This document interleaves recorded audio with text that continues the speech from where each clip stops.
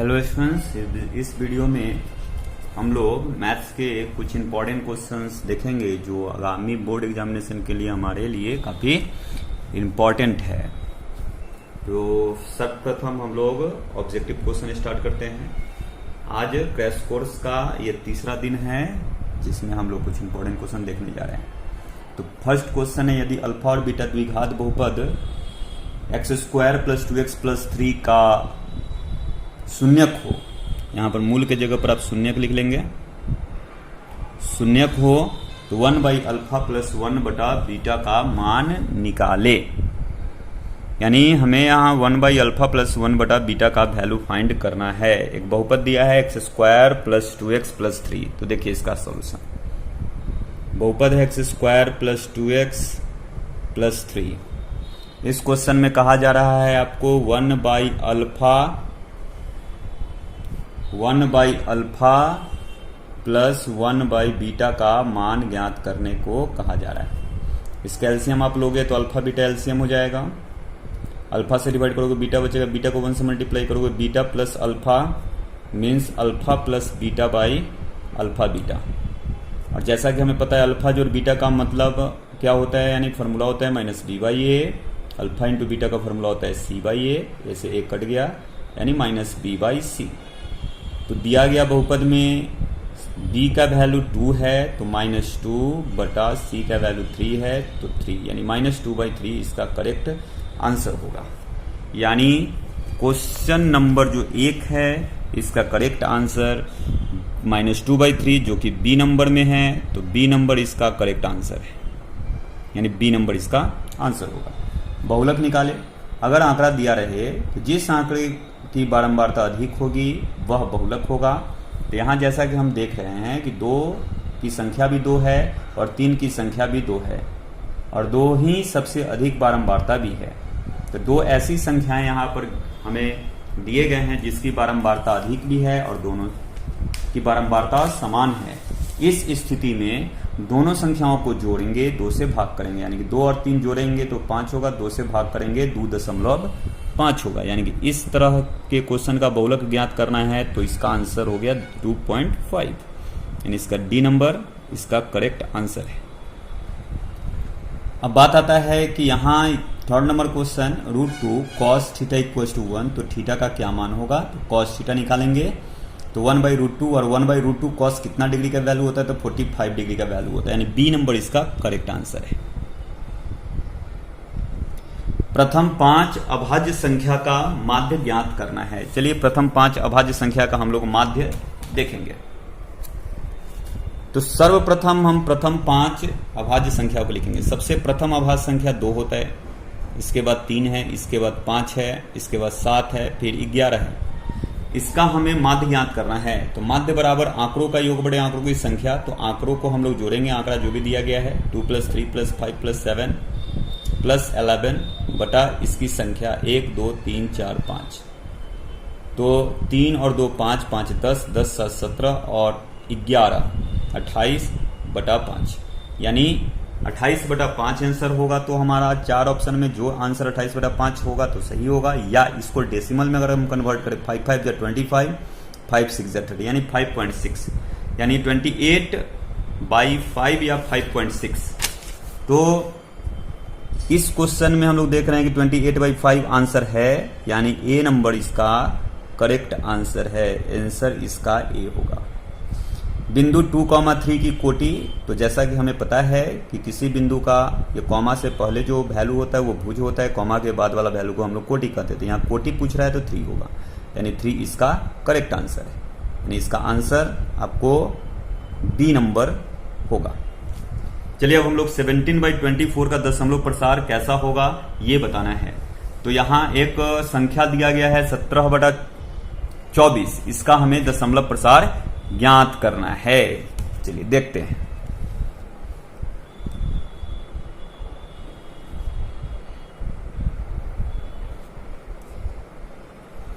तो 17/24 बिना भाग किए हुए भी हम किसी भी परिमेय संख्या का दशमलव प्रसार ज्ञात कर सकते हैं। हर में जो भी संख्याएं होंगी उसका अभाज्य गुणनखंड कीजिए। तो 24 का जब आप अभाज्य गुणनखंड करोगे तो 12 बार में, 2 से 6 बार में, 2 से 3 बार में। हम इसको लिख सकते हैं 2 का पावर 3 गुने 3।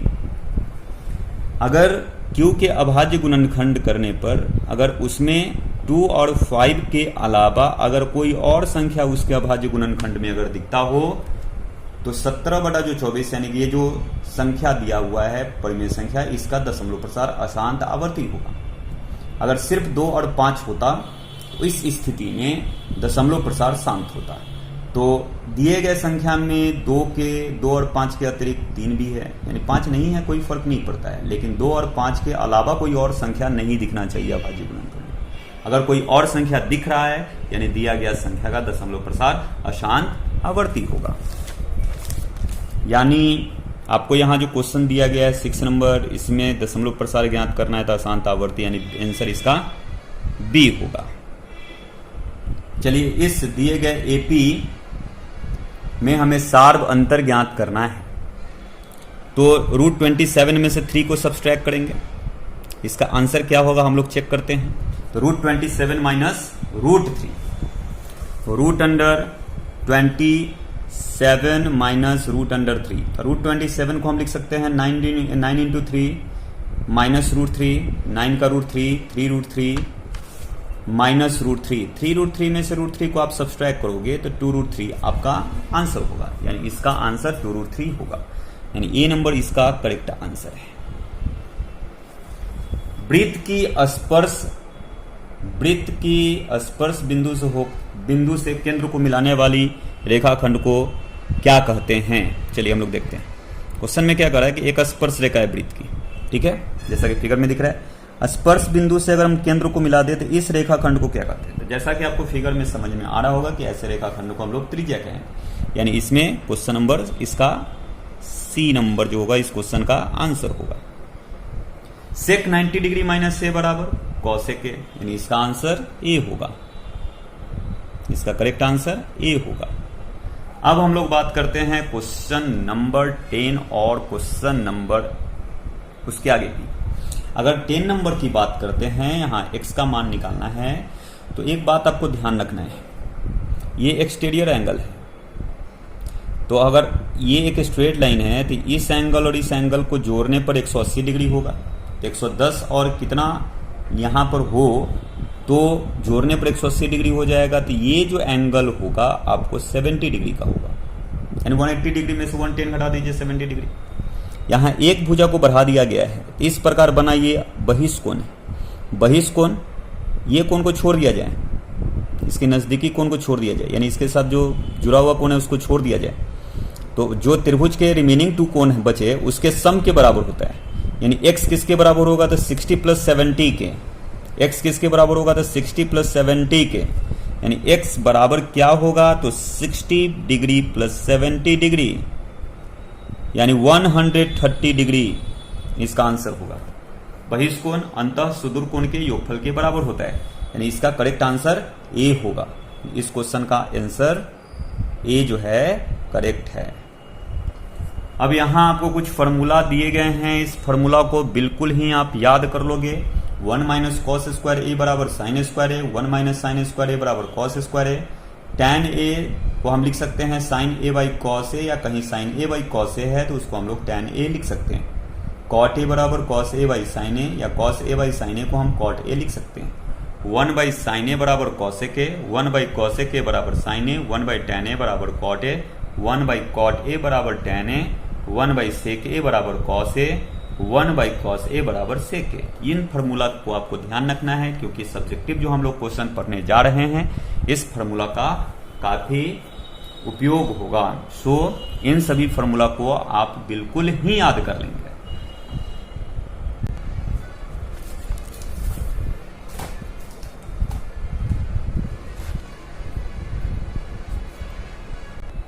तो चलिए हम लोग 2 अंक स्तरीय प्रश्न को देखते हैं। यहाँ कुछ क्वेश्चंस 5 क्वेश्चन है, जिसमें पहले क्वेश्चन में अभाज्य गुणनखंड विधि से 510 और 92 का लसम ज्ञात करना है।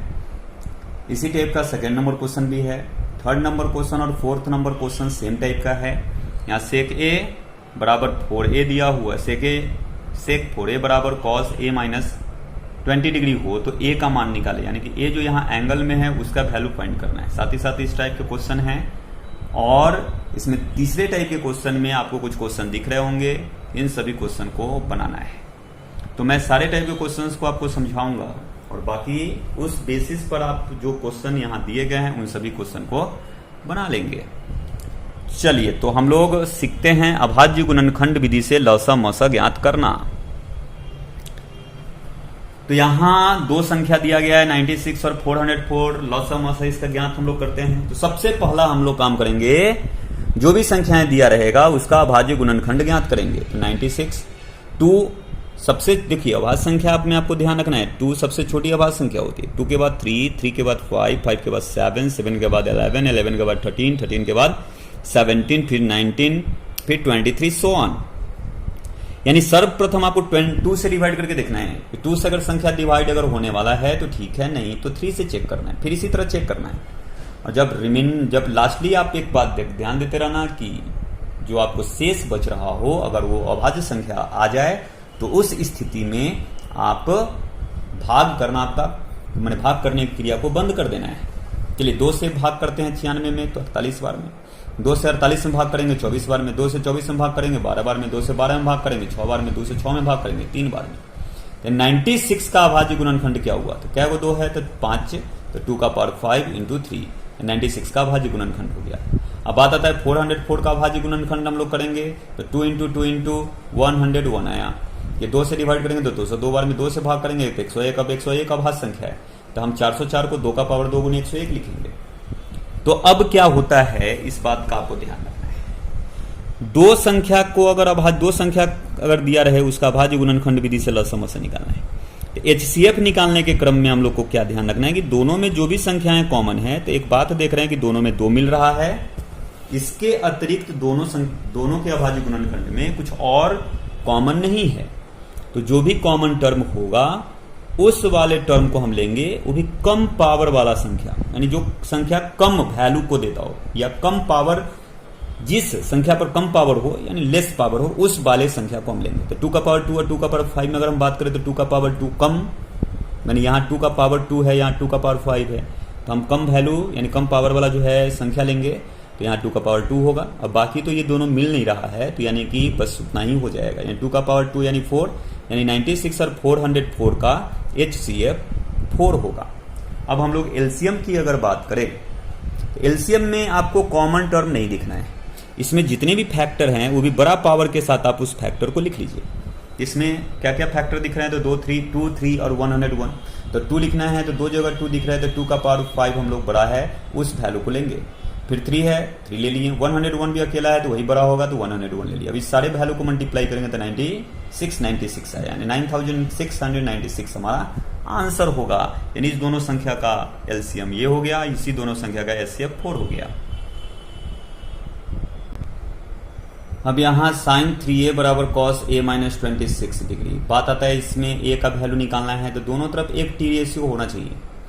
एक टी रेशियो होगा तो हम कॉमन माने इस एंगल को हम कंपेयर कर लेंगे।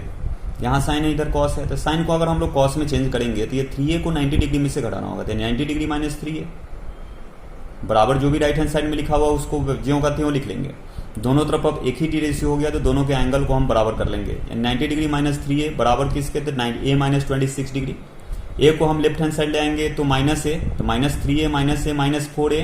90 को ले जाएंगे राइट हैंड साइड तो माइनस 26 डिग्री और माइनस 90 116 डिग्री माइनस में आएगा। दोनों तरफ माइनस में माइनस माइनस कर गया।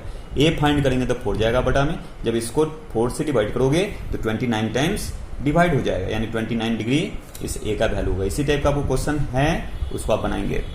अब यहाँ आपको 2 क्वेश्चंस मैंने बनाया है, इस आधार पर आपको 4 क्वेश्चन और दिए गए हैं, उसको स्वयं बनाएंगे।